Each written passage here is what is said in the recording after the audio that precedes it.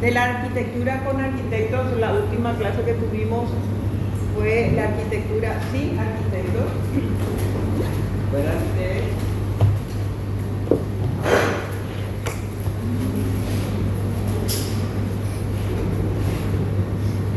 Y hoy entonces vamos a hablar de los edificios complejos. Pero quiero hacer una aclaración, esta no es una clase de tecnología, ¿sí?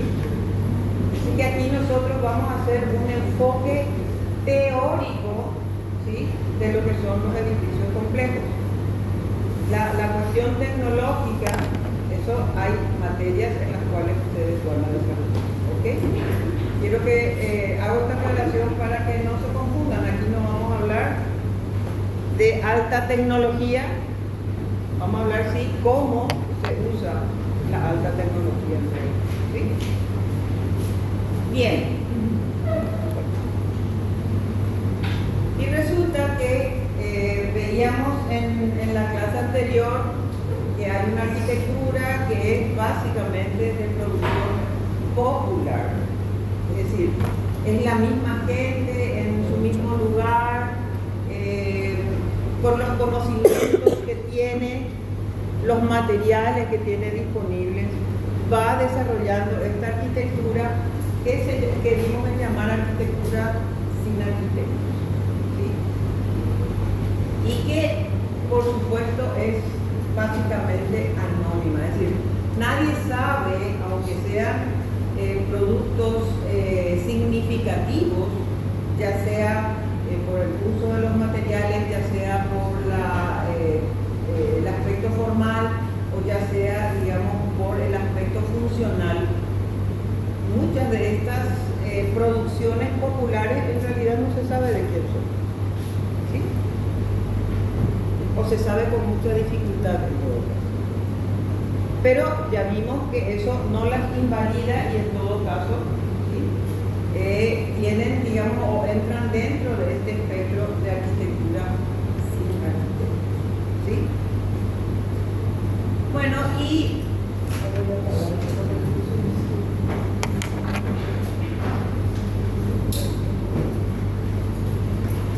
no tienen miedo, ¿verdad? Fantasmas, nada de eso. Estamos bien. Bueno, y a ver, veíamos un poco la arquitectura sin arquitectos fundamentalmente en las áreas del interior del país o quizás todavía en ciudades pequeñas, básicamente, ¿sí? Pero en las ciudades grandes, aquí una imagen de São Paulo que nos muestra lo que sería la arquitectura sin arquitectos, ¿sí?, y la arquitectura con arquitectos. Esta foto es muy significativa, ¿sí?, porque aquí nos muestra también muy casi violentamente lo que sería la segregación en la ciudad. La segregación física, ¿sí? Este es el lado, digamos, de la gente pudiente y este es el lado de la gente pobre. Y este es un fenómeno que se repite cada vez más en las ciudades, ¿sí?, y que probablemente se va a seguir incrementando en razón, digamos, de la tendencia que hay justamente a que la condición de pobreza se vaya aumentando antes que disminuyendo, ¿sí? Y hay ciertas políticas que en este momento se están instaurando en la región latinoamericana y lo tenemos como uno de los exponentes más violentos a Milei, que mañana y pasado va a encontrarse con un gran movimiento de las organizaciones sociales otra vez, ¿sí?, porque habrán visto lo que fue la manifestación de las universidades en la Argentina. Impresionante también, igual que, ¿sí?, bueno, guardando las escalas, ¿verdad?, porque bueno, estamos hablando de más de 40 millones de habitantes contra menos de 7 millones, ¿verdad? impactantes realmente, y supongo que habrán visto lo que ha sido esa manifestación, ¿sí? Entonces, formaciones de este tipo, lejos de poder ser erradicadas, probablemente se van a ver incrementadas, ¿sí? Y este es un formato que se repite. Y en todas partes se presenta bastante similar la situación, ¿sí? ¿Ustedes saben de dónde es esta foto? ¿No? Chacarita, En serio. ¿La Chacarita? Este es uno de los barrios más emblemáticos de asentamientos precarios. Y les digo más emblemáticos porque este asentamiento en realidad existe ya desde la época de la colonia. ¿Y saben por qué se llama Chacarita? De chacras chiquitas. Chacarita. ¿Sí? Esa es una peculiaridad, digamos, del guaraní, que por ejemplo, cuando va a decir cruz dice curuzú, ¿verdad? O cuando va a decir cabra dice cabará. ¿Sí? Así que es una adecuación un poco de esa expresividad guaraní, y que en relación, digamos, a este asentamiento que ya existe desde la colonia, y desde la colonia como los asentamientos de población de escasos recursos. ¿Sí? Así que imagínense que este es una estructura urbana de siglos. ¿Sí? Y que por supuesto, como nunca tuvo una respuesta, digamos, para poder modificar eso, ahora se están haciendo algunas cosas. Acá la profe nos puede comentar en todo caso si quiere. ¿Quiere? Ahí tiene que trancar la otra porque si no se va. Bueno. Entonces, les digo, ahora recién se están haciendo algunas cosas, pero eso hasta ahora no cambia la esencia de este asentamiento, ¿sí? Arquitectura sin arquitectura. Porque aquí, en realidad, en esta foto, si volvemos, vemos como mucha precariedad, ¿verdad? Aquí, en realidad, vemos mucha precariedad también, pero vemos cómo la gente, en la medida de sus posibilidades, trata de consolidar sus ocupaciones, ¿sí? Entonces podemos ver algunas viviendas ya de material, aunque sea un área inundable. ¿Sí? Entonces, frente a esta arquitectura sin arquitectos, ¿sí?, que se va generando, digamos, como la solución posible de la gente desde sus propios recursos, desde sus propios conocimientos, hay otra arquitectura que sí tiene nombre y que se menciona muchísimo, ¿verdad? Los Foster, los Calatrava, las Javid, ¿sí?, entre un montón de otros nombres que vamos a ver algunos otros después, ¿verdad? Que sí tienen, digamos, una firma, ¿sí?, y también una promoción en relación a qué es lo que hay que hacer y cómo hay que hacerlo, ¿sí? Esa es la parte que nos ocupa a nosotros realmente, ¿sí? Y entonces, estos edificios con arquitectos normalmente adquieren lo que se llama complejidad. Es decir, se implementan con una serie de elementos, ya sea tecnológicos, de creatividad, ¿sí?, de ejecución, de impactos, que por supuesto como que rubrican, digamos, también ese nombre, ¿sí? y en algunos casos se plantean básicamente como con preeminencia o de la forma o de la función. ¿Sí? Se ve de acuerdo a cuál es el destino del edificio, si se prioriza el tema de la forma o se prioriza el tema de la función del edificio. ¿Sí? Bueno, y realmente lo que pasa es que esto también es una consecuencia, digamos, de lo que es el avance tecnológico. ¿Sí? Y que lo que nosotros podemos llamar aquí edificios de alta complejidad, en realidad existieron en todos los tiempos. ¿Sí? Con un desarrollo de la tecnología que responde, por supuesto, a la disponibilidad de conocimientos y de herramientas que se tenían en el momento. ¿Sí? El caso de los templos griegos, la propia pirámides de Egipto, ¿sí? Que hasta ahora sigue siendo bastante cuestionada, digamos, la forma en que se hizo, es decir, cómo es que se hizo finalmente aquello. ¿Sí? Hay un montón de teorías, pero todavía esas teorías se siguen discutiendo. ¿Sí? O el caso de las catedrales góticas. Imagínense en los años 1200, ¿sí? De 1200 a 1500 más o menos, ¿sí? Se desarrollaron edificios como las iglesias góticas, que no solamente resolvían un problema estructural, afrontaban, digamos, una cuestión formal muy importante, porque había un objetivo final que era justamente honrar a Dios.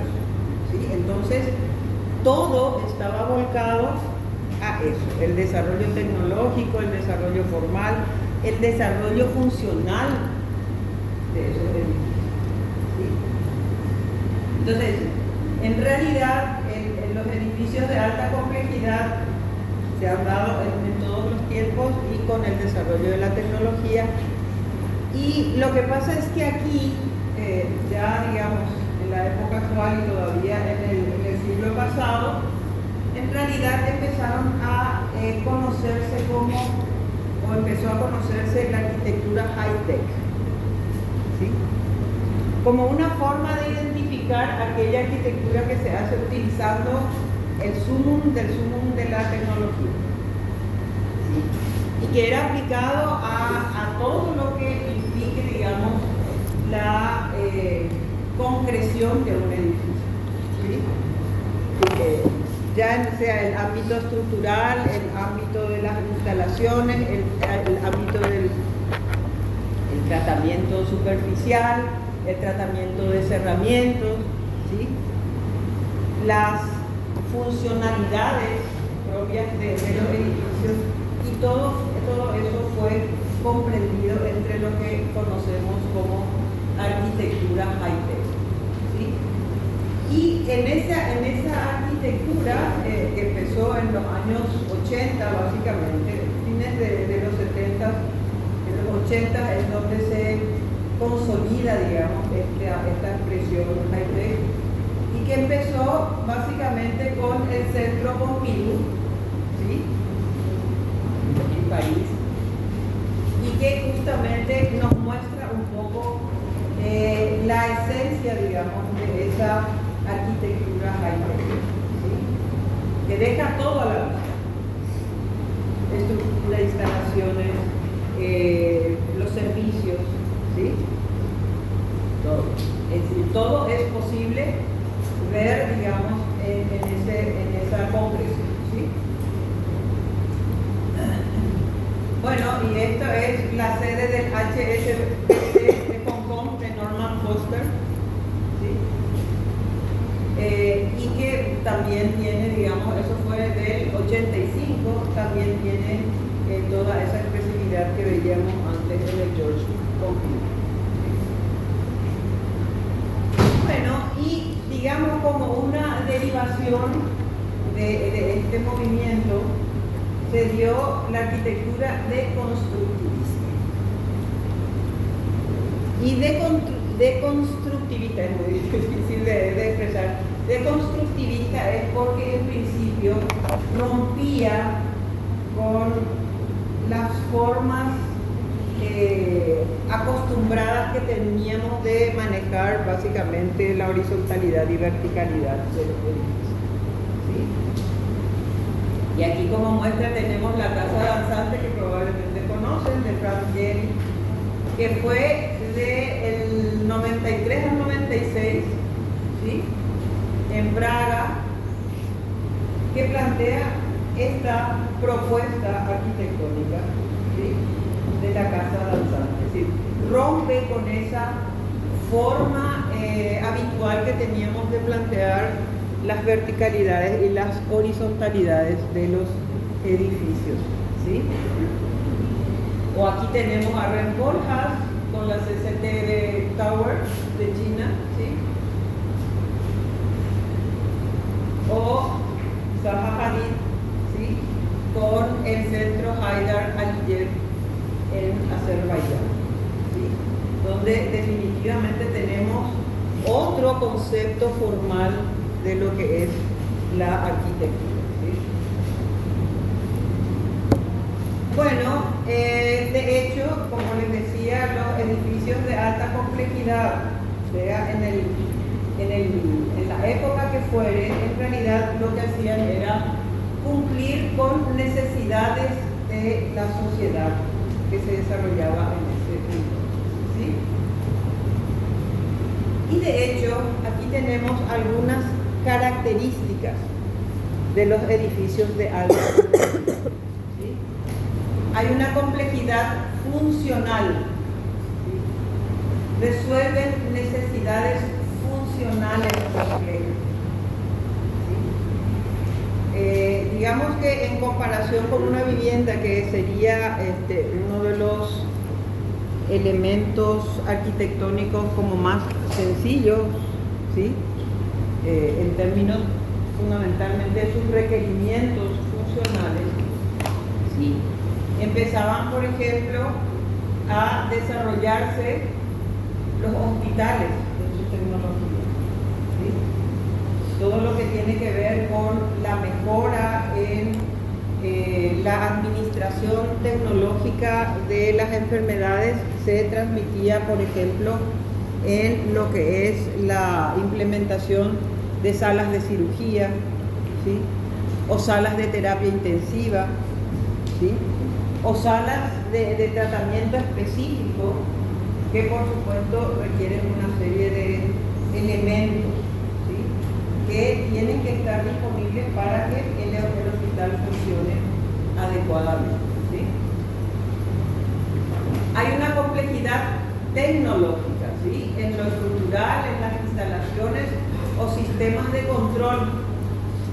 Y fíjense un poco el tema de las industrias, ¿sí? En este momento, cuando la robótica está muy desarrollada y cuando en principio todo lo que es la producción está automatizada, ¿sí?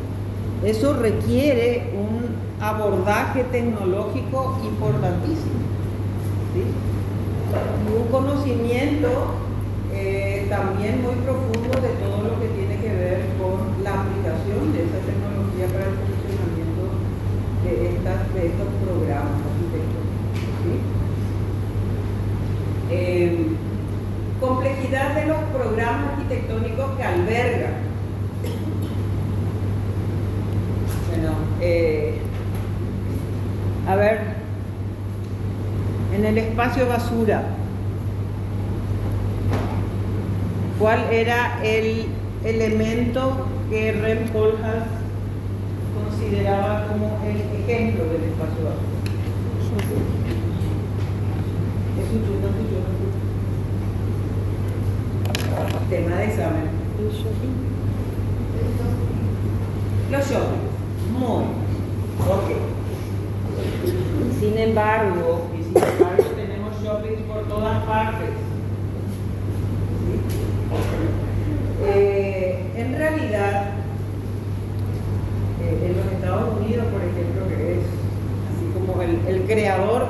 shopping. Hay muchos que ya están siendo o están cayendo en desuso por un tema tecnológico. A ver, ¿cuál es el tema tecnológico que les parece que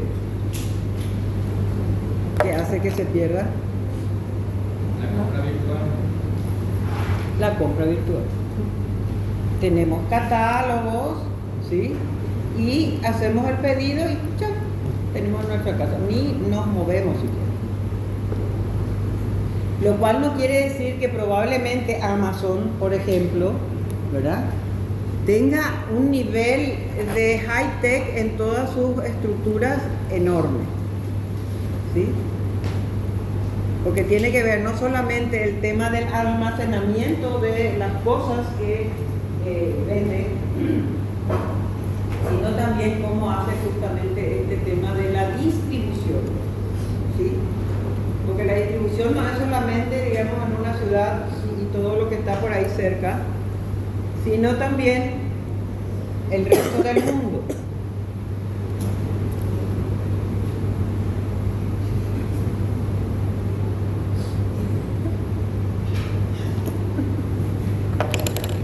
Bueno, entonces, fíjense cómo en realidad esta complejidad, digamos, va también generando la desaparición de otras cuestiones, ¿sí?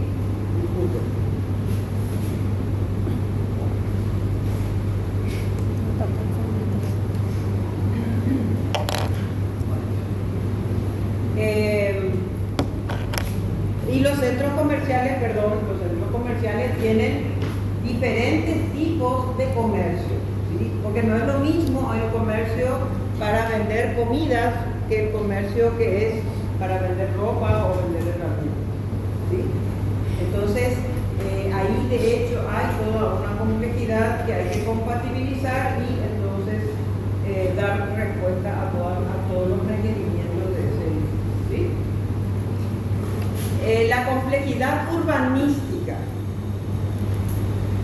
Imagínense que con todo lo que tienen estos edificios de alta complejidad, que por supuesto, partiendo de la base de su volumen, de su escala, ya generan o afectan, digamos, el entorno en el que se ubican, ¿sí? Y la verdad es que no es solamente el entorno directo en el que se ubican, sino quizás un ámbito mucho mayor, el caso de, volvemos a Amazon. Amazon tendrá, digamos, en su sede central unas instalaciones enormes, ¿sí? Pero también está teniendo, digamos, todo lo que tiene que ver con las distribuciones en los otros países del mundo. O sea, fíjense la escala de esta actividad, ¿sí?, comercial. No es solamente nacional, o sea, no es solamente local ni nacional, es internacional, intercontinental.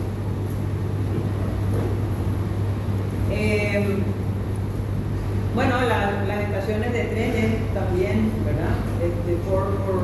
No solamente porque, digamos, las estaciones per se son edificios de gran envergadura, complejos, con complejidad de instalaciones, de funcionamiento, sino que las vías del tren, ¿sí?, siguen impactando fuera de lo que es ese edificio, ¿sí?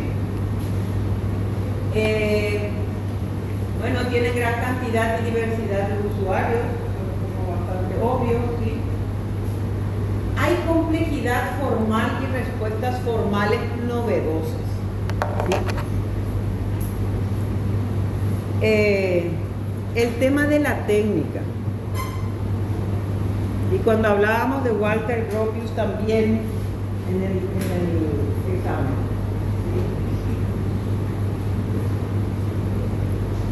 que hablaba de que hay que conocer la técnica. Porque el conocimiento profundo de la técnica nos permite hacer de variaciones en relación a lo que es el empleo de esa técnica. Y de esas variaciones van surgiendo las novedades formales. Zaha Hadid es uno de los ejemplos más claros en ese sentido. ¿Sí? Ella, de hecho, es, ¿cómo decirle? Es una máquina de producir innovación. ¿Sí? A partir, digamos, del conocimiento profundo de la técnica, que hace que ella pueda explorar en formas que tampoco son muy habituales en la arquitectura. ¿Sí?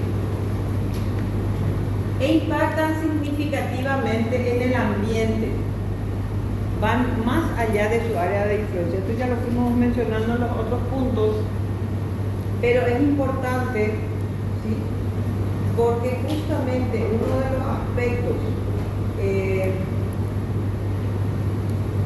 más perniciosos, digamos, de lo que es el ejercicio de la arquitectura es probablemente esta cuestión de que en principio, bueno, yo soy dueño de un terreno y yo quiero hacer esto y me importa tres pepinos, ya sea una casa o sea un edificio. Y en realidad, sea una casa o sea un edificio, eso ejerce una influencia en el medio en el que está. Desde que produce sombra, una casa sobre la otra. ¿Sí? Y en el caso de los edificios, la producción de varios edificios que van generando canales de vientos. Hay áreas de Nueva York que son invivibles por causa del viento. Del viento que se canaliza, digamos, a partir de las filas de edificios. ¿Sí? O que la gente tiene que vivir con las ventanas cerradas todo el tiempo porque se les mete todo. Tierra, polvo, basura, todo. ¿Sí? Entonces, esta es una de las cuestiones más importantes de los edificios de alta complejidad. Y aquí tenemos algunas expresiones de la ley 294/93 de evaluación de impacto ambiental. Ya voy a hablar alguna vez de esta ley. Nunca. Bueno. Por eso es que esta es una cátedra para ver las cosas que a lo mejor no se ven en otro momento. Creo que hay una cátedra de evaluación de impacto ambiental que es de salida, ¿sí? Optativa, perdón. Es una cátedra optativa y que entonces para los que estén interesados puede ser, porque en realidad todos los edificios que se vayan a hacer tienen que tener una evaluación de impacto ambiental. O sea, esa es es uno de los logros que se ha tenido en relación, digamos, a la incidencia de la acción de los desarrolladores inmobiliarios o de los constructores en relación a la arquitectura. ¿Sí? A ver, alguien que pueda leer con voz poderosa. ¿Puedes leer, por favor? Sí. Lo que hace generar impacto ambiental, toda modificación del medio ambiente provocada por obras o actividades humanas que tengan consecuencias positivas o negativas, directas o indirectas, que afecten la vida en general, la biodiversidad, la calidad o cantidad y aprovechamiento de los recursos naturales o ambientales, el bienestar, la salud, la seguridad personal, los hábitos, costumbres y el patrimonio cultural o los medios de vida legítimos. Se dice que hay impacto ambiental cuando una acción o actividad produce una alteración favorable o desfavorable en el medio o en alguno de los componentes del medio. Esta es la definición del impacto ambiental que hace la ley 294 del 93. ¿Sí? Y aquí habla de actividades humanas sobre el ambiente. ¿Por qué les parece que se enfatiza, digamos, el tema de la actividad humana?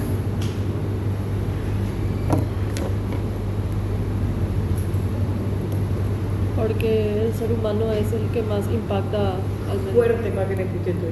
Porque el ser humano es el que más impacta al medio ambiente. Ok. Las aves desarrollan su vida con algunas modificaciones, pero eso de ninguna manera impacta en el ambiente.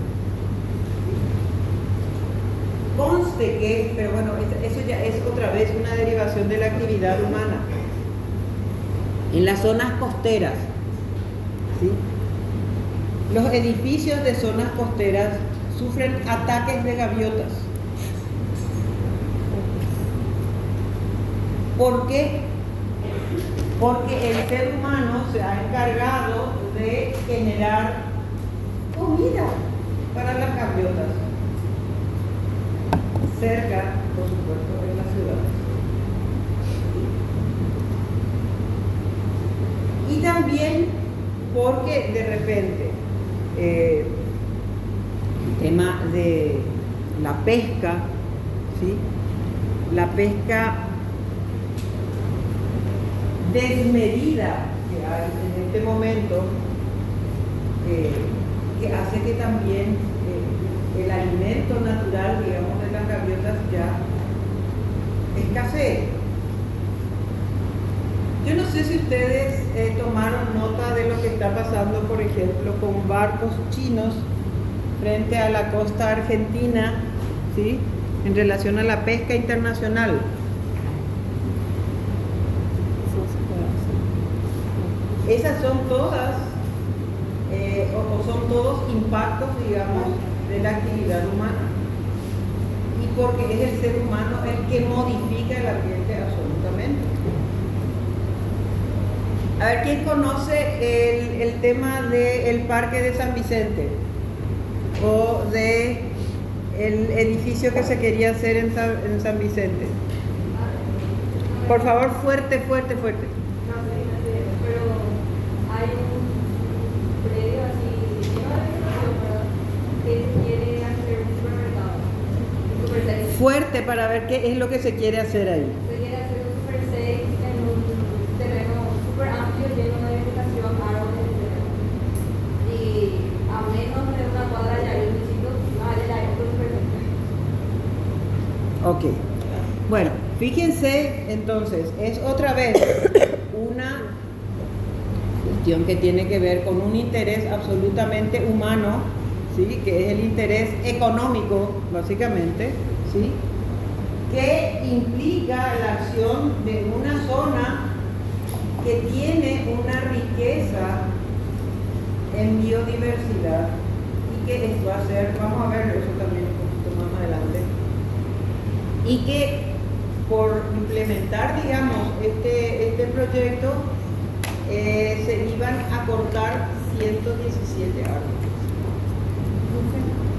Allá en el verano también pasó algo así, pero igual cortaban los árboles, pero no se hizo absolutamente nada. Claro, yo estoy mencionando el tema reciente nomás porque eso probablemente le conoce. Es un tema. Se luchó muchísimo en la política. Exacto. Se sacó una conclusión, pero igual se cortaron. Sí.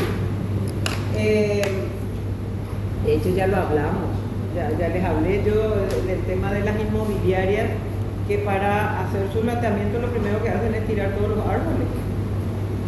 ¿Qué necesidad hay? Sobre todo si es que no va a haber, digamos, construcción, es un loteamiento simplemente. Entonces, ¿qué necesidad hay de tirar, digamos, toda la vegetación? Que en todo caso ya sea cada uno de los dueños de los lotes los que intervengan y se vean, digamos, con el MADES, porque el MADES es el que autoriza justamente las evaluaciones de impacto ambiental, y entonces tienen que pasar cosas. Bastante cuestionable también, ¿sí? Hay un montón de casos en los que realmente de hecho, para este caso para el caso de San Vicente, tuvo que haber alguna aprobación de MADES. Y fíjense lo que iba a hacer. ¿Sí? Y en donde en realidad la lucha, digamos, de la población fue la que hasta este momento paró el corte o destronque, digamos, de los árboles, ¿sí? Y que se está viendo la posibilidad de hacer una ley, ¿sí? Para que eso se transforme en un parque. ¿Y por qué es importante el parque en este lugar? A ver si alguien sabe.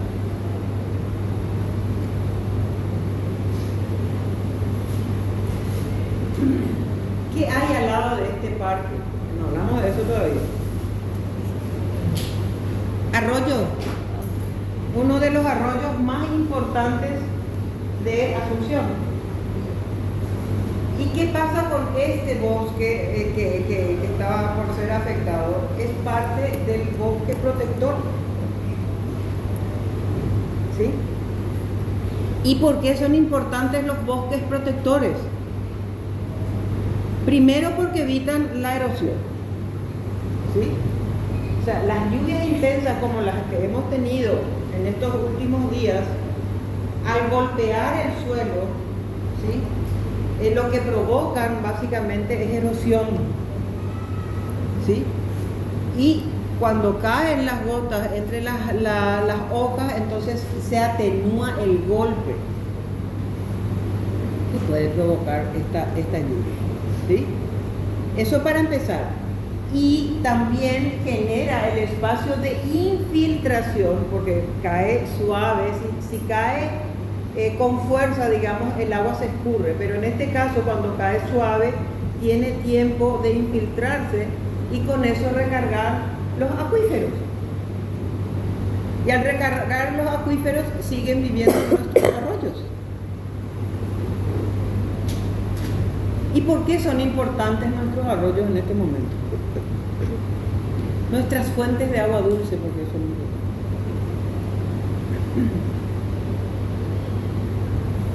Porque hay una tendencia planetaria a reducción del agua dulce.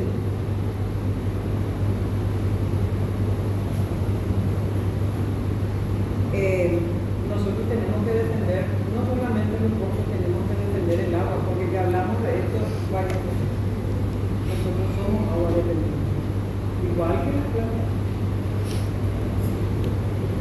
Nosotros sin agua vivimos apenas una semana.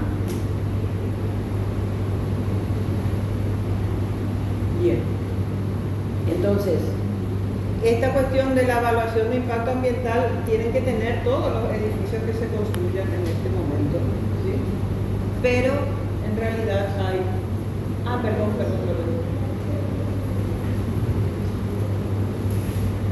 Pero en realidad hay dudosas intervenciones en ese sentido de la protección propiamente. Y aquí tenemos lo que se llama el análisis de ciclo de vida del edificio. El tema de examen también fue, no de los edificios, de los materiales. Y esto, tanto como los materiales, está realmente vinculado al impacto ambiental que provocan. No recuerdo en este momento, pero realmente está siendo una situación crítica el tema de la extracción de arena para la construcción a nivel planetario. Nosotros ni nos damos cuenta, ni nos damos cuenta.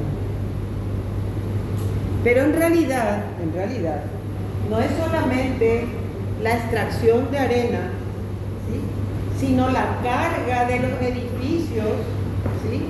En el suelo.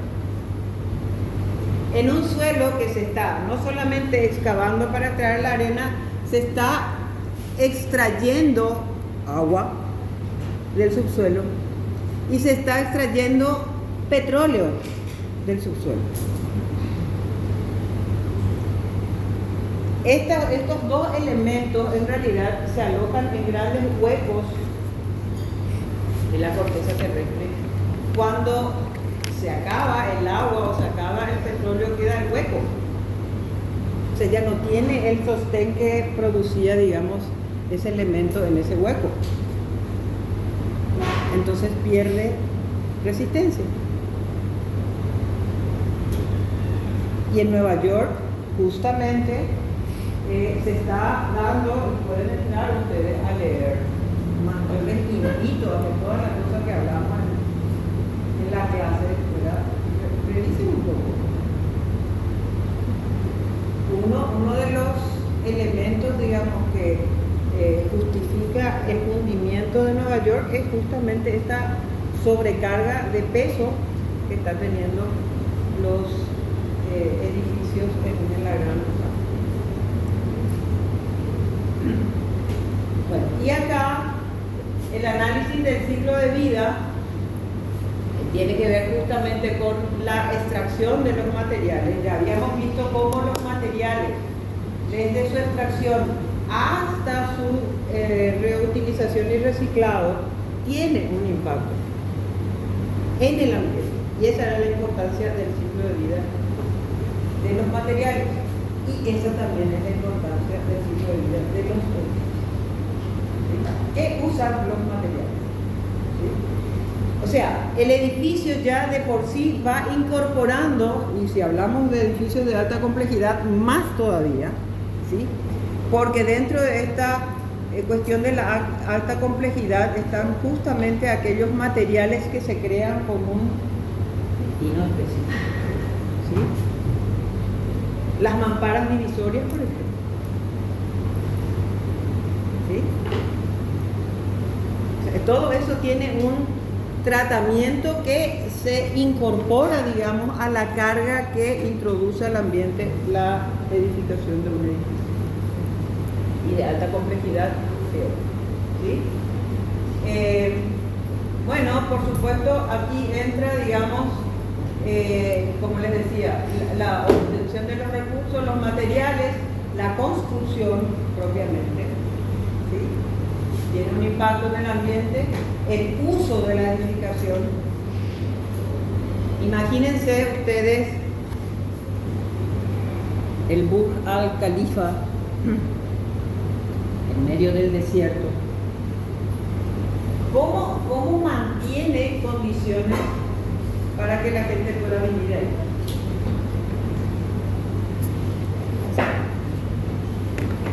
A ver, fuerza, yo sé que puede. Todo es artificial.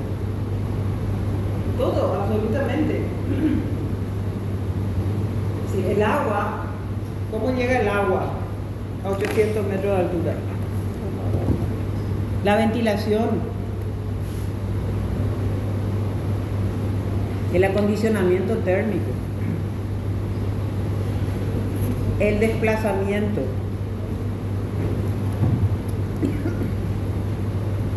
todo eso es artificial y tiene que ver toda la cuestión del mantenimiento, es decir, todos los residuos que se producen, por ejemplo, de elementos que de repente ya entran en desuso, mismo mientras todavía funcione el edificio. Bueno, los procesos de demolición que tanto le molestan a Shigeru Ban, ¿verdad? No entiende Shigeru Ban cómo es que se pueden hacer edificios con tanta estructura, con tanto despliegue estructural que después se tira tranquilamente. ¿Sí? Bueno, y por supuesto todo lo que tiene que ver con también la reutilización, si es que se hace, o el reciclaje, digamos, de edificios. Todo esto finalmente, y en un proceso, ¿verdad?, genera un impacto ambiental. Bueno, y acá el impacto de un proyecto sobre el medio ambiente es la diferencia entre el desempeño del medio ambiente futuro si no hubiera sido modificado por el proyecto, ¿sí?, y el desempeño del medio ambiente modificado por el proyecto. Y están viendo la foto.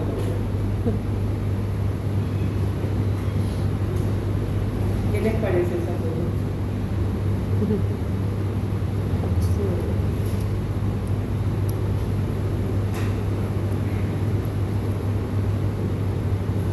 un comentario fuerte, fuerte para que todos me Al ver esa foto me acordé de un partido de tenis. Yo tenía una gorra, pero tenía dos hacia atrás, pasaba la cara hacia atrás. Claro, porque si no se quema el cuello también. A ver, ¿quién quiere hacer un comentario de esa foto? En relación a todo lo que ya estuvimos hablando, ¿verdad?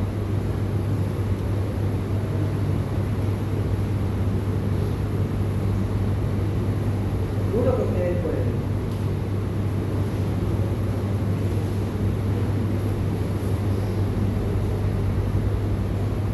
A ver. Fuerte para que te escuchen todos. En la foto que yo puedo observar es como el hombre, después de dañar lo que le beneficiaba, trata de encontrar otra vez lo mismo que tenía naturalmente de forma artificial, que de igual manera no le da la misma satisfacción que le daría la forma natural. Total. O sea, primero, tamaño, ¿verdad? O sea, apenas le cubre a él, ¿verdad? Y fíjense lo que hubiera sido a lo mejor, porque acá se nota que había ramas desde abajo, lo que podía haber sido, digamos, la protección del árbol. Sí. Bien.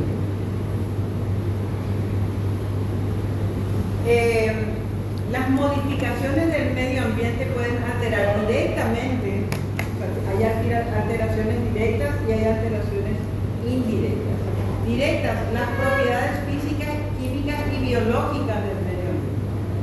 Aquí estamos viendo claramente lo que sería una alteración física del medio ambiente. O sea, nosotros le estamos sacando, porque no es solamente este árbol, es todo lo que se sacó de acá también.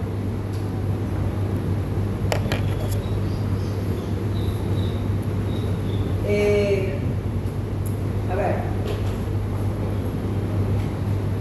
el problema es justamente cuando entramos en esta cuestión, en el desempeño del medio ambiente futuro, si no hubiera sido modificado, ¿sí? Y el desempeño modificado, ¿sí? ¿Qué hubiera pasado si aquí no sacábamos los árboles? Esto es reflexión pura, ¿eh?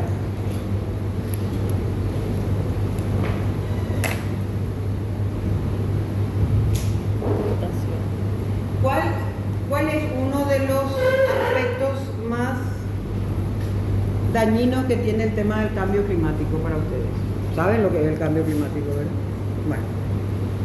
Bueno, ¿cuál sería uno de los aspectos más dañinos del desarrollo del cambio climático? El aumento de la temperatura. La temperatura. ¿Qué pasa aquí con la temperatura sin, o con árboles y sin árboles?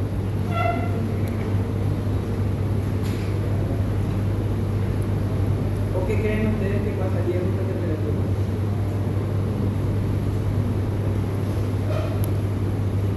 Seguro que esto es mucho más caliente. Seguro.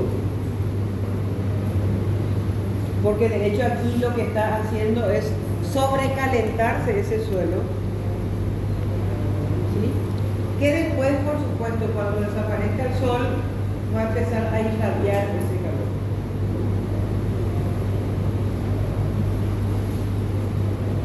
Y que es lo que produce los edificios también, ¿sí? Bueno, entonces, las propiedades físicas, químicas y biológicas del medio ambiente, ¿sí? Cuando nosotros vertimos estos productos para la agricultura, agrotóxicos, estamos cambiando la composición física del suelo. Por eso es que hay ciertas plantas que pueden crecer y otras no pueden crecer. Estamos alterando químicamente la composición del suelo. Y por supuesto biológicas. Cuando alteramos la composición del suelo y puede crecer ciertas plantas y otras no, estamos también alterando la composición biológica. ¿Se entiende esto, verdad? Bueno, indirectamente, ¿sí?, afecta la salud, la seguridad, el bienestar de la población. Es clarísimo. Las actividades socioeconómicas. Con cierto tipo de programas arquitectónicos hay otros que desaparecen, por ejemplo. ¿Cierto? Vamos a hablar después de eso también. Obviamente los ecosistemas, ¿sí? Porque suponiendo, digamos, que nosotros hagamos justamente esta eliminación de ciertas condiciones químicas del suelo, también estamos afectando lo que es el ecosistema. ¿Sí? ¿Cómo se interrelacionan todas las vidas que se dan en un determinado lugar o en un determinado ambiente? ¿Sí? ¿Cómo se relaciona la vida del suelo? ¿Cómo se relaciona la vida del aire? ¿Cómo se relaciona la vida de la vegetación y los animales que están con él? ¿Sí? Las condiciones estéticas y sanitarias del medio ambiente. Ustedes saben que la cuestión de los agrotóxicos es sumamente tóxica, valga la redundancia, ¿sí? Y que incluso existe, digamos, una normativa que habla que hasta cierta distancia, digamos, de los poblados solamente se pueden hacer las fumigaciones. Pero por supuesto esto no se cumple nunca. Y estas fumigaciones lo que hacen es intoxicar a la población. ¿Sí? Entonces hay condiciones estéticas y sanitarias del medio ambiente que son directamente afectadas y por supuesto la calidad de los recursos naturales. Imagínense que en donde solo puede crecer la soja, cuando no haya más soja, porque ya no hay más agua, ¿ustedes qué creen que va a pasar con esa tierra? Profe, eso sería un caso de Santa Rita, ahí todo el mundo tiene trabajo, nadie está desempleado porque hay un montón de plantación de soja. Ajá. ¿Qué va a pasar? Todo el mundo, ahora mismo todos no son felices, pero luego que No sé si todos, lo que pasa es que la soja en sí desarrolla una serie de actividades con esa, el tema de los bancos, por ejemplo, porque hay un movimiento de capitales en relación a eso, ¿sí? Entonces hay empleo de la gente porque funcionan esos bancos, porque funcionan esos comercios que venden herramientas, que venden elementos para fumigación. Si se acaba la soja, ¿qué pasa?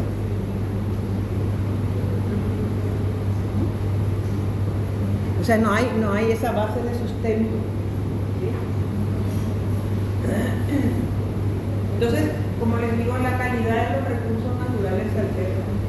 Es una cuestión directa, pero sucede, ¿sí? Bien, y acá están estos grafiquitos que me parecieron muy interesantes de cómo es que funciona, digamos, el tema del impacto ambiental. Y cómo cuando estamos en un ambiente no modificado, ¿sí?, los bosques concretamente lo que hacen es absorber el CO2. ¿Y qué es el CO2? A ver quién sabe.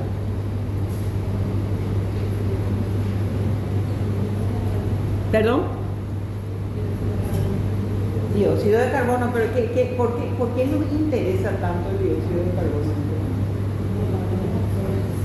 Los árboles absorben el dióxido de carbono, pero como cada vez hacemos más deforestación, entonces cada vez tenemos menos elementos captadores. Pero ¿qué es lo que hace el CO2?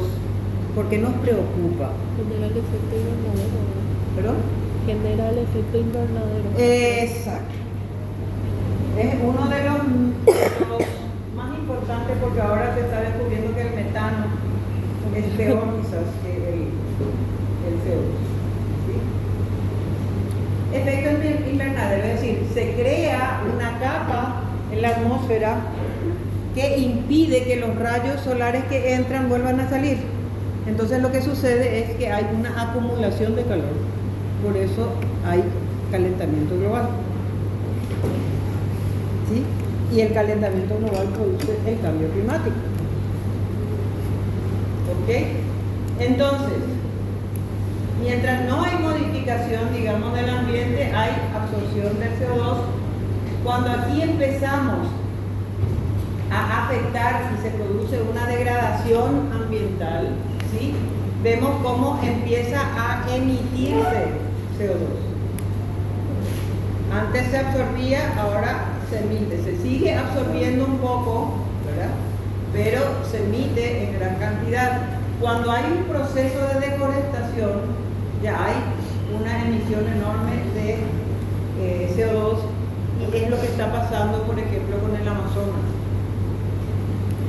O sea, hay un proceso de deforestación demasiado grande del Amazonas en este momento, y entonces el bosque de Amazonas está emitiendo CO2. ¿Sí? Y también el proceso de la agricultura. ¿Sí? Por este lado hay metano y por este lado hay anhídrido carbónico otra vez, y por supuesto hay siempre un proceso de absorción. A ver, creo que ya hablamos de esto en realidad. Aquí no se trata básicamente de evitar, digamos, la actividad agrícola ganadera, ¿sí? Lo que pasa es que tiene un amplio impacto territorial esa actividad, ¿sí? Y entonces, en ese sentido, hay que tener mucho cuidado. Esa es la cuestión, ¿sí? Y en realidad, aquí lo que nosotros vemos es que incluso los asentamientos precarios están siendo cooptados por estas zonas de cultivo de soja, y están siendo cooptados, digo, porque como están en áreas de fumigación, de repente la gente tiene que abandonar ese lugar. Entonces, ¿qué les queda? Arrendar, por ejemplo, su campo. Y con eso se va extendiendo indiscriminadamente la superficie de cultivo. Entonces, ese es el problema, ¿sí? Cuando ya el desarrollo de la actividad se hace sin control, y entonces empieza justamente a impactar muy negativamente, ¿sí? Bueno, y aquí hay una síntesis de cómo en realidad nosotros todos estamos modificando el ambiente constantemente, ya sea, digamos, con la construcción de la ciudad propiamente, ¿sí? Y todo lo que sea, digamos, la modificación del cambio de uso del suelo que se hace en el área rural propiamente. Todo eso impacta en el ambiente, ¿sí? Bien, entonces el impacto ambiental por el uso de los materiales, ¿sí? Ya veíamos que desde la extracción, digamos, los materiales generan un impacto en el ambiente, ¿sí? Y por supuesto, todo ese impacto que ya generaron los materiales se incorpora o se adiciona, digamos, al impacto que producen los edificios, ¿sí? Ruidos, olores. ¿Quién ha estado de vecino de la construcción de un edificio en altura? ¿A nadie le tocó? Yo no quiero ser vecina de un edificio en altura que se esté construyendo. Entre el polvo, el ruido, todo lo que tiene que ver con la alteración de la intimidad de la gente, los riesgos, porque justamente todo lo que pueda caerse, digamos, y pueda afectar. ¿Cuántas viviendas, digamos, han sido en ese sentido afectadas? Hay gente que de repente tiene que salir de su casa porque no puede vivir por culpa de la construcción de un edificio en altura. Todas esas cosas son importantes que las tengamos en consideración. O sea, el edificio no está aislado de lo social fundamentalmente, ¿sí? Y todo este tipo de situaciones que se crean con la construcción de un edificio deben ser contemplados ya en el proceso para ver incluso de qué manera se puede mitigar eso. Porque no hay derecho que yo que viví 50 años en mi casa, ahora al lado tengo un edificio en altura que se está construyendo y tengo que salir porque no puedo vivir. No hay derecho.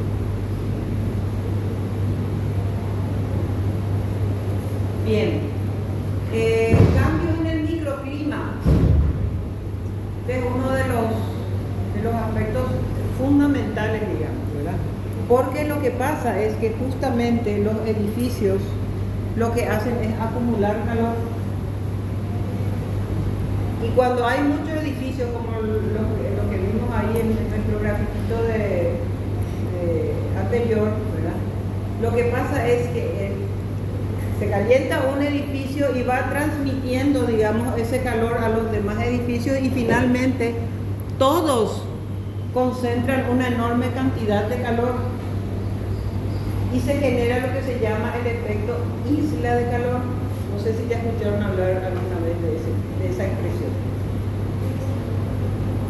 ¿Y por qué son importantes las islas de calor? Porque no es que el edificio se calienta y cuando se mete el sol entonces ya se enfría.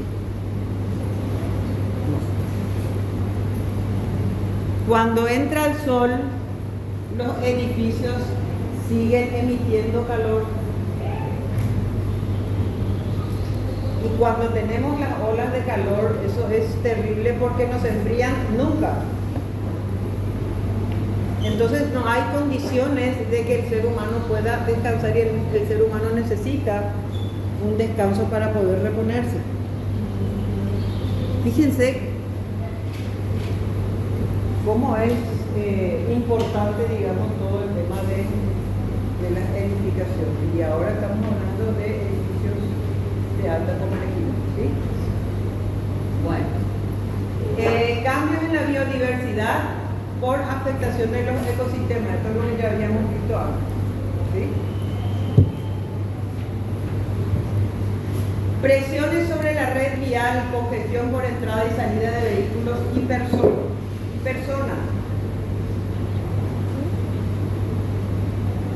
Ustedes vean el World Trade Center, digamos, con todos los programas que tiene, ¿verdad? Y todo lo que significa entrada y salida de vehículos, cómo incide, ¿verdad?, en lo que es el funcionamiento incluso de la zona donde está implantado. Que de hecho hay como un criterio en este momento, justamente por eso, de tratar de desarrollar los edificios en zonas de avenidas, ¿sí? Pero finalmente las zonas de avenidas eran hasta ahora, digamos, como refugios en términos de que desarrollaban vegetación y tenían la posibilidad de generar una calidad ambiental específica, ¿verdad? Cuando nosotros empezamos a instalar los muros de edificios, ¿sí?, en las avenidas, entonces naturalmente se va perdiendo toda esta riqueza que podíamos haber tenido. El consumo energético aumenta con la utilización de ciertos materiales. ¿Cuál sería un ejemplo clásico de esto?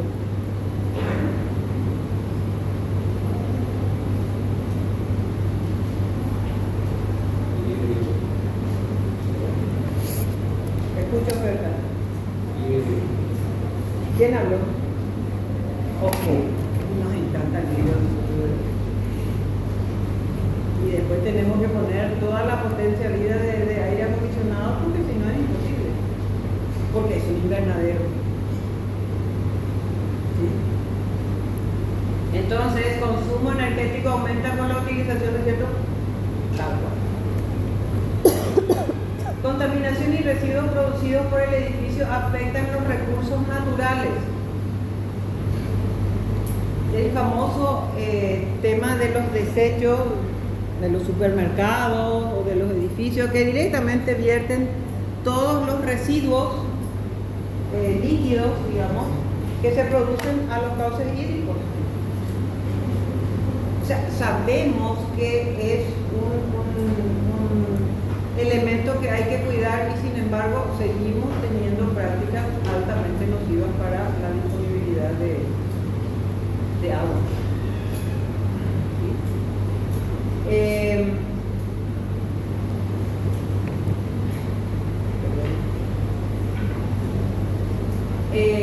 Contaminación visual derivada de la resolución volumétrico formal del edificio. Esta es una de las cosas que se suele hablar mucho de cuánto afecta el paisaje la edificación de un edificio. Y porque en realidad, y como ejemplo vuelvo a poner, digamos, la vivienda que está al lado de dos edificios, por ejemplo.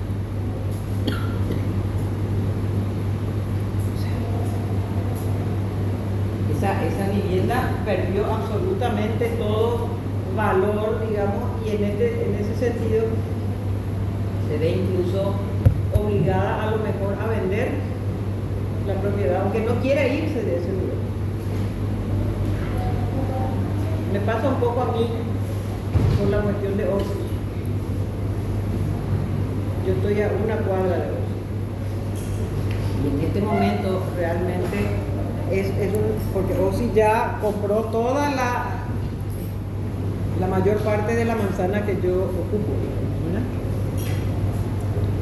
Y seriamente es una cuestión que uno se va planteando, bueno, si dejo o no. Para mí es absolutamente importante vivir ahí, estoy a 5 minutos de mi trabajo, imagínense. No tengo que pelear con el tráfico todos los días. Eso es una cuestión de higiene mental. ¿Sí? Y resulta que tengo que plantearme la posibilidad de vender mi propiedad, por ejemplo. Bueno, y la salud de las personas amenazadas, otra vez puedo ir como ejemplo, ¿verdad? Porque ustedes saben que hubo recientemente otro muerto por la explosión de OSI, ¿verdad? 4 muertos. Y la posibilidad, en función, digamos, de las evidencias de que en realidad la empresa no tiene el menor interés en cumplir las normas, entonces realmente puedan producirse otras circunstancias no deseadas, ¿verdad?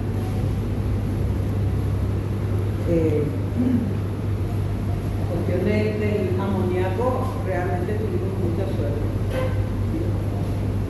No sé si ya les comenté, pero en realidad fue terrible porque yo no estaba en mi casa cuando sucedió el evento, y después cuando vine resulta que tenía que irme de mi casa. Había que evacuar. Yo me retiré de mi casa a las 11 de la noche y había una cuadrilla de policías que no tenían ni mascarilla.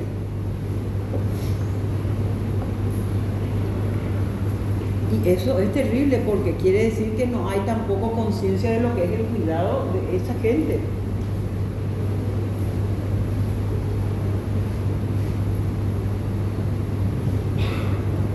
Por supuesto, de los vecinos no se acordó nadie nunca. O sea, fue una cuestión de los directamente afectados, los funcionarios de la empresa, los vecinos. Hicimos nosotros una nota, absolutamente ninguna cosa. No cambió nada de nada. ¿Sí?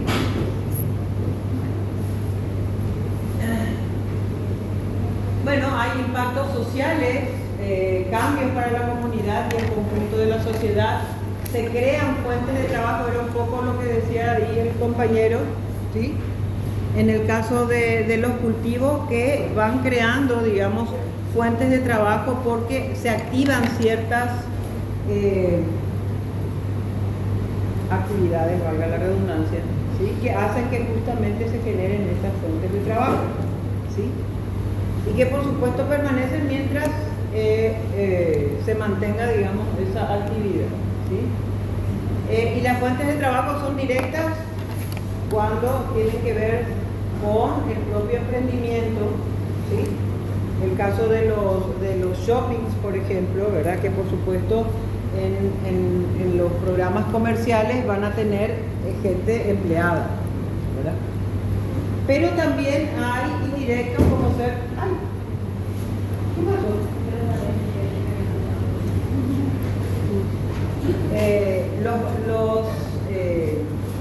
La gente que provee, los proveedores, ¿sí? Serían indirectos porque ellos van trayendo cosas que necesitan en esas actividades, ¿verdad? En su área de influencia, el edificio de alta complejidad genera actividades relacionadas a su función, ¿sí? El caso de los shopping, cambios morfológicos y de lenguaje arquitectónico, ¿sí? Fíjense que la instalación de un shopping, por ejemplo, acaba con todos los almacencitos que puede haber por ahí, ¿verdad? Para empezar. Y entonces lo que se promueve en todo caso es el desarrollo de una actividad afín a esa. ¿Sí? Entonces empieza a haber un cambio del lenguaje arquitectónico. ¿Sí? La escala, el lenguaje, todo se va modificando. ¿Sí? El funcionamiento y horario en la zona. ¿Sí? Y acá yo pongo el tema del Palacio de Justicia. ¿Alguien vive cerca del Palacio de Justicia?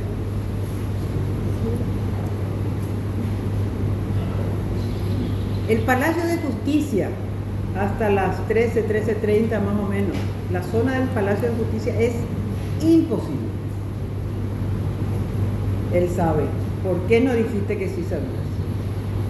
A ver, contá.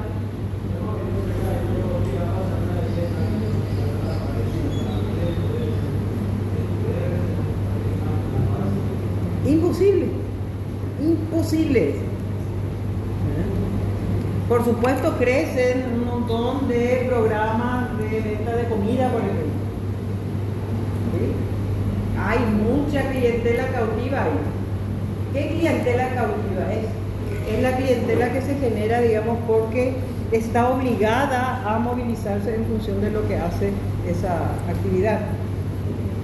¿Sí? Si se privatiza la universidad, hay clientela cautiva porque son todos ustedes los que van a estar aquí obligados a quedarse. ¿Sí?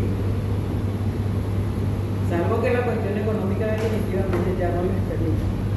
¿Sí? Bueno, después dice el Palacio de Justicia, ¿sí? Después dice impactos económicos, creación de puestos de trabajo directos e indirectos, esto ya lo hablamos, beneficios económicos generados por los productos y servicios que proporcionan y la contribución a la productividad. Yo no les puedo decir el negocio que hacen las pizzerías, por ejemplo. Ensaladas, digamos, de cierto tipo. Además nos gusta mucho. Así que estamos así dispuestos a consumir el producto que tienen ahí. ¿Verdad? Y la acumulación de activos y crecimiento económico mientras dura esa actividad. Ya les hablaba yo de cómo, por ejemplo, Amazon en los Estados Unidos ha hecho desaparecer shopping. ¿Sí?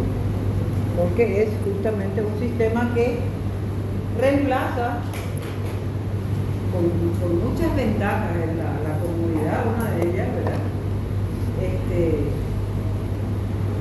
Que por supuesto hace que la gente abandone el otro, ¿verdad?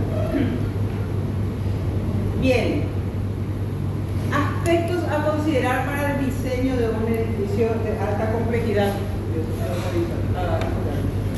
Tener en cuenta el emplazamiento como un contexto más amplio, esto ya lo hablamos, ¿sí?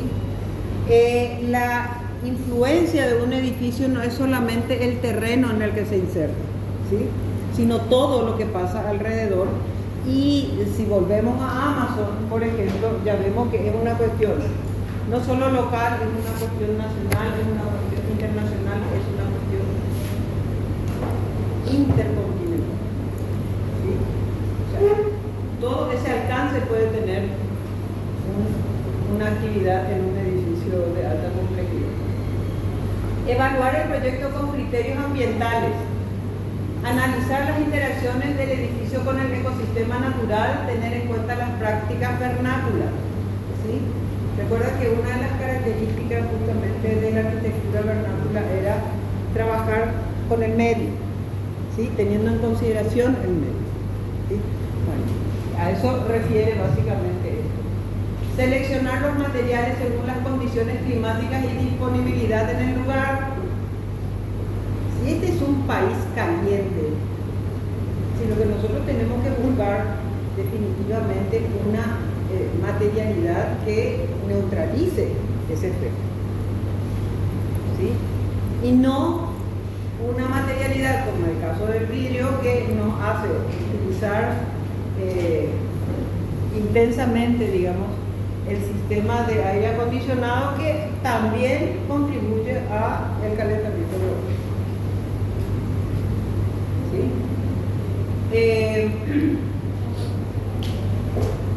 Conocer la infraestructura de servicios existente a fin de seleccionar las tecnologías constructivas apropiadas.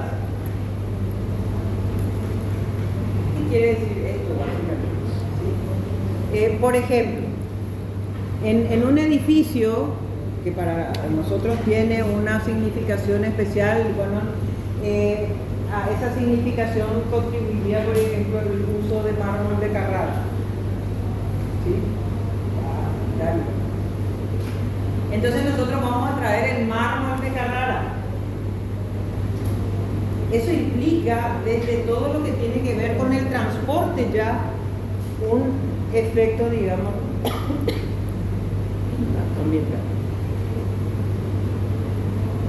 Porque estamos trasladando, digamos, el material que nos disponemos nosotros acá, y para eso estamos utilizando un medio, ya sea por barco o por avión, digamos, que utiliza mucho.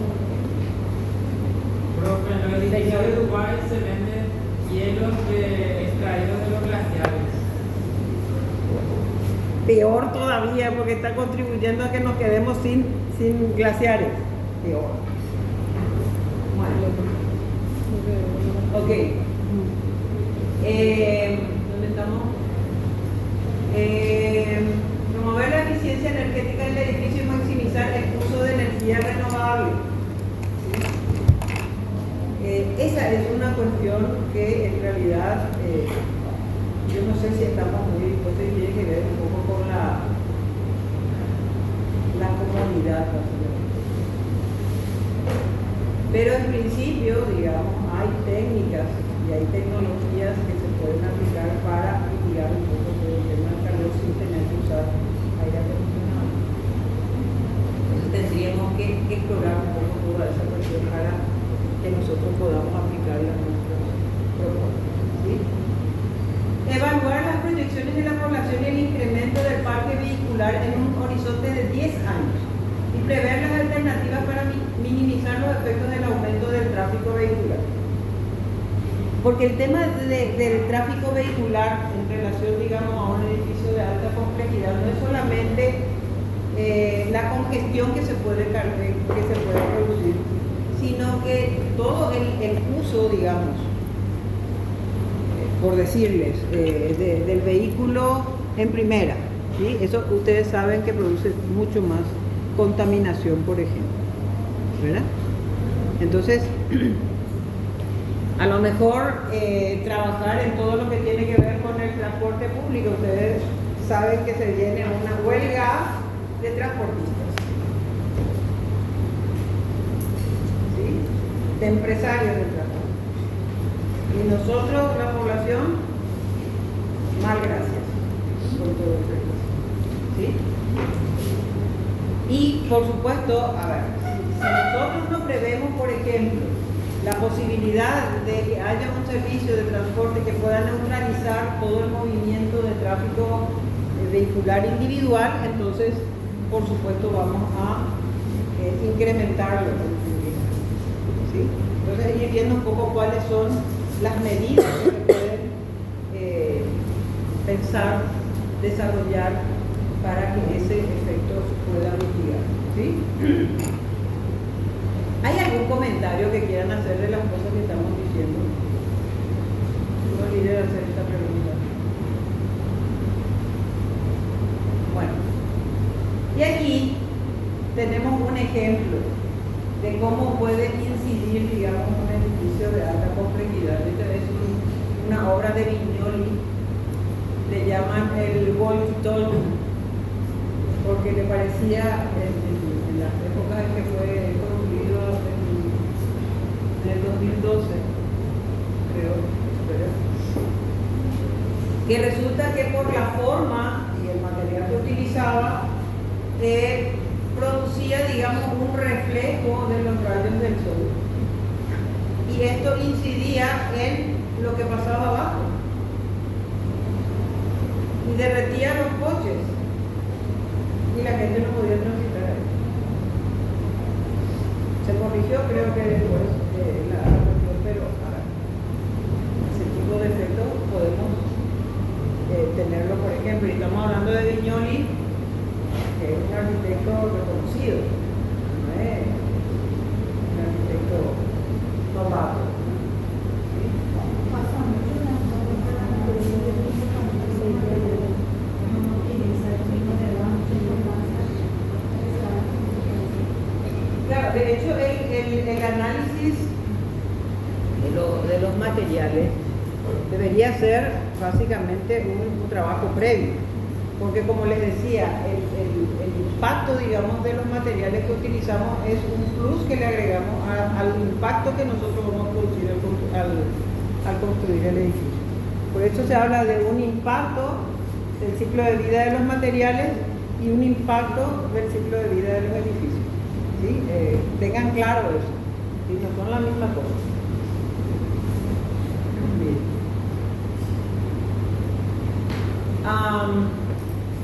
Bueno, aspectos a considerar para el diseño de un edificio de alta complejidad: aplicar los principios de producción más limpia, ¿sí?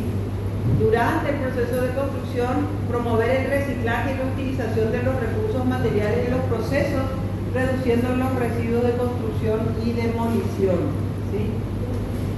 En todo el mundo, 40% de los residuos de construcción son los residuos de construcción y demolición, ¿sí?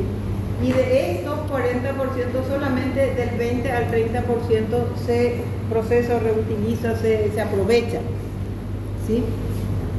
Y en realidad, y ahí vemos todos los contenedores que se ponen frente a las obras, ¿verdad? De residuos que nadie usa, o que después se usan, digamos, a lo mejor para rellenar alguna cosa, ¿verdad? Pero que podría utilizarse o podría generarse, digamos, un mejor aprovechamiento de esos materiales, ¿sí? Considerar las necesidades de las edificaciones desde el punto de vista constructivo y estético. ¿Sí? O sea, de hecho, para lograr efectos estéticos, de repente nos vemos impelidos a utilizar cierto tipo de materiales que no son precisamente los más adecuados en relación a las condicionantes del ambiente. ¿Sí? Pero los usamos y después tenemos las consecuencias. Entonces, es importante, digamos, que tengamos en consideración eso antes, y sobre todo el tema de la vegetación, porque la vegetación siempre contribuye a mitigar los efectos, sobre todo de las temperaturas, ¿sí? Amén de lo beneficioso que ya vimos que es en relación a los procesos erosivos y también de mantener los cauces hídricos, ¿sí?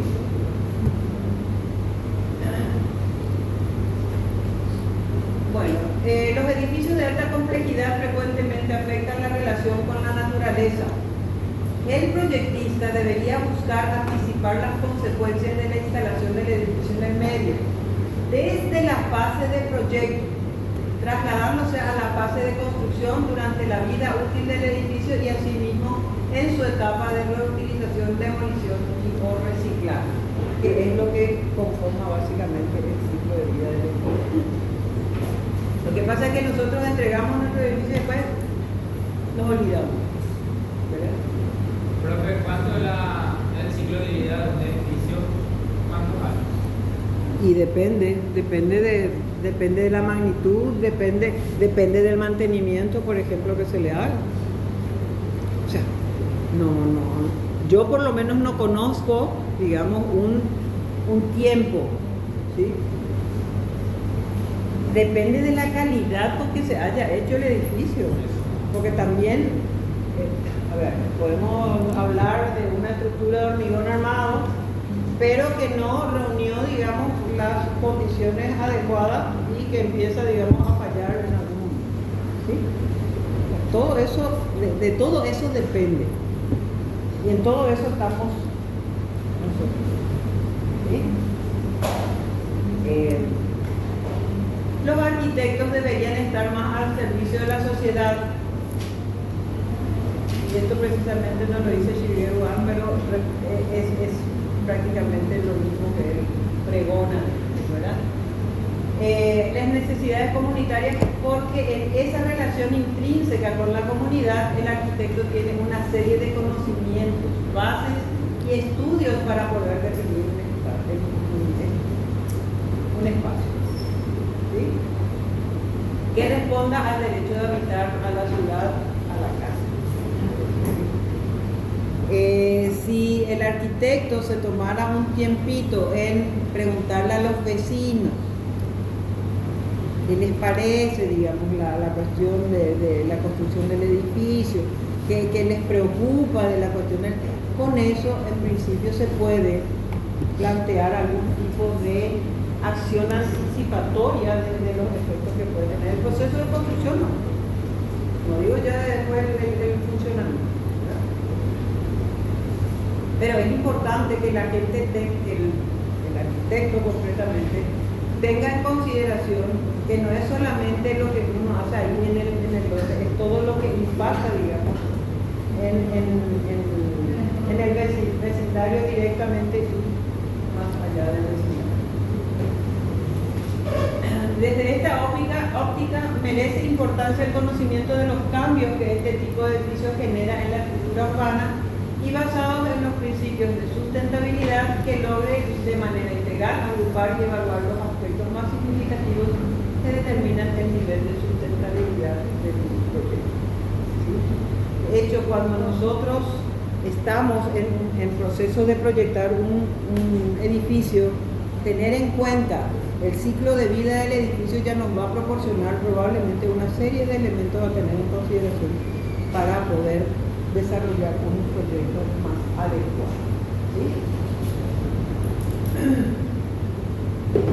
Bueno, y un poco aquí la bibliografía que ustedes pueden consultar, digamos, en relación a esto.